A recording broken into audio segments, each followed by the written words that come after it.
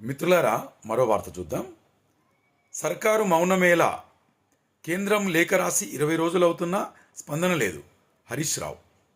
AP చేపడుతున్న Godavari Banakacherla link project PFR పరిశీలన ప్రక్రియ పురోగతిలో ఉందంటూ కేంద్ర జలశక్తి శాఖ మంత్రి సిఆర్ పాటిల్ రాష్ట్రానికి లేఖ రాసి 20 రోజులు గడుస్తున్నా రాష్ట్ర ప్రభుత్వం మౌనంగా ఎందుకు ఉంటుందని మాజీ మంత్రి ఎమ్మెల్యే టి హరీష్ రావు ప్రశ్నించారు.